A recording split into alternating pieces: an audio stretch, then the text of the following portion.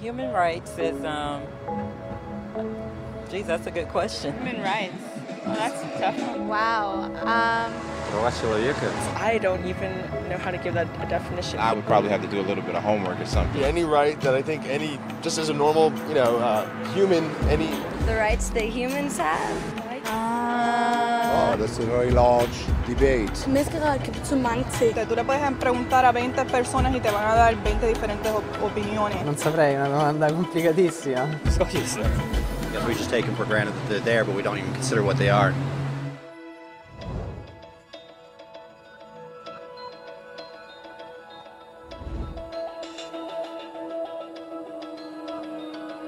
Human rights are the rights you have simply because you're human.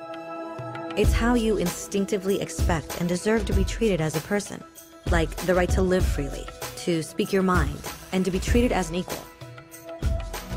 There are many kinds of rights. Most apply to a certain group. But human rights are the only ones that apply to absolutely everyone, everywhere. That means kids, old people, poor people, basketball players, garbage men, rappers, teachers, Africans, Indians, Albanians, Christians, Muslims, Kabbalists, atheists, your mom, your dad, your next door neighbor, and you all have the exact same human rights. In other words, they're universal. But the question remains, what are they? Name the human rights? What the human rights are? The right to live.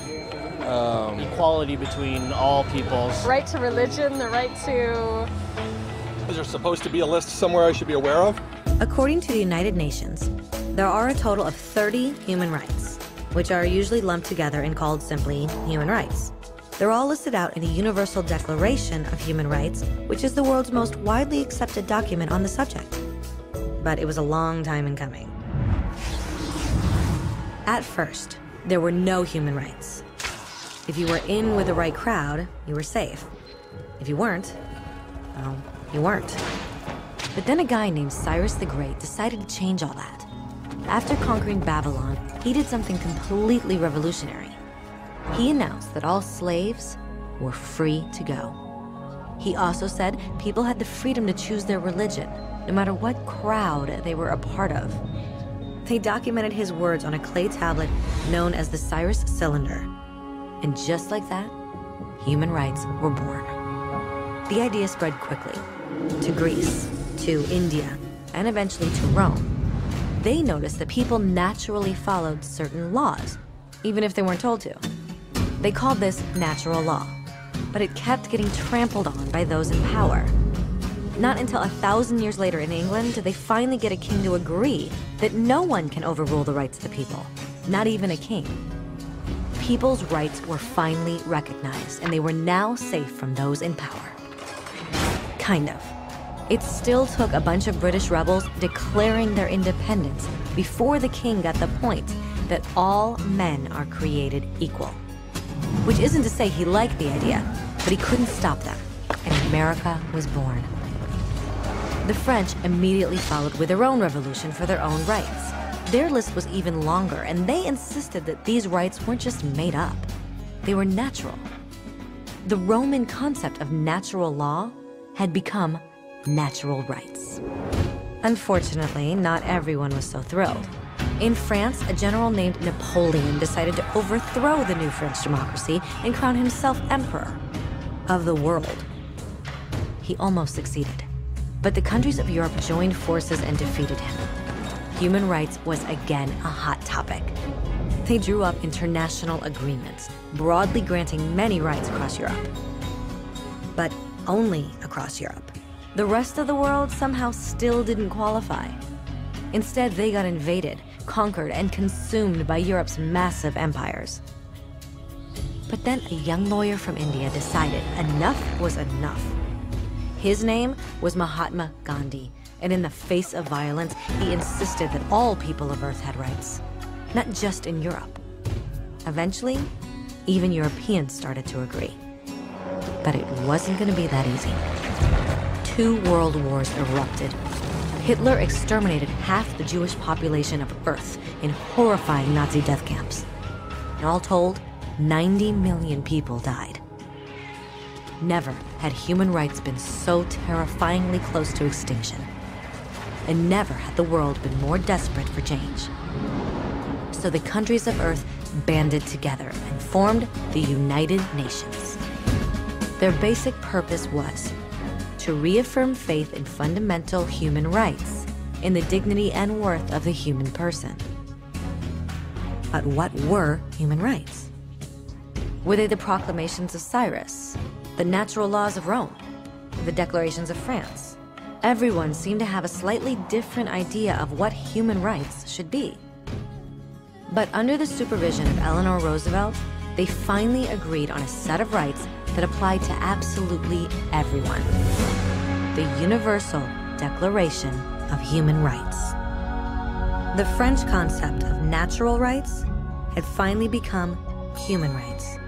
So, in summary, at first, only a few lucky people had any rights, until one of those guys decided, hey, other people should have some rights too, which was great, except not everyone agreed. And it only took a few thousand years of fighting and declarations and more fighting until everyone finally agreed that human rights should apply to everyone. And they all lived happily ever after. Except for one little problem. If people have the right to food and shelter, why are 16,000 children dying of starvation every day? 1 every 5 seconds. If people have freedom of speech, why are thousands in prison for speaking their minds? If people have the right to education, why are over 1 billion adults unable to read? If slavery has truly been abolished, why are 27 million people still enslaved today? More than twice as many as in 1800. The fact is, when it was signed, the Universal Declaration of Human Rights did not have the force of law. It was optional. And despite many more documents, conventions, treaties, and laws, it's still little more than words on a page. So the question is, who will make those words a reality? I have a dream today. When Dr. King marched for racial equality, he was marching for rights that had been guaranteed by the United Nations for almost 2 decades. But still, he marched. When Nelson Mandela stood up for social justice in the 1990s, his country had already agreed to abolish such discrimination for almost 40 years. But still, he fought. Those who fight today against torture, poverty, and discrimination are not giants or superheroes. They're people. Kids, mothers, fathers, teachers. Free-thinking individuals who refuse to be silent. Who realize that human rights are not a history lesson. They're not words on a page. They're not speeches or commercials or PR campaigns. They are the choices we make every day as human beings. They are the responsibility we all share to respect each other, to help each other, and to protect those in need. As Eleanor Roosevelt said, where, after all, do universal human rights begin? In small places close to home. So close and so small that they cannot be seen on any maps of the world.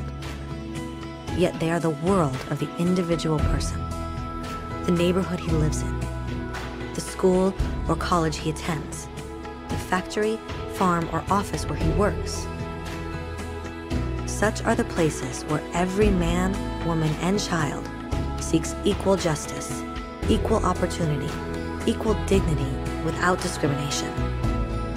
Unless these rights have meaning there, they have little meaning anywhere.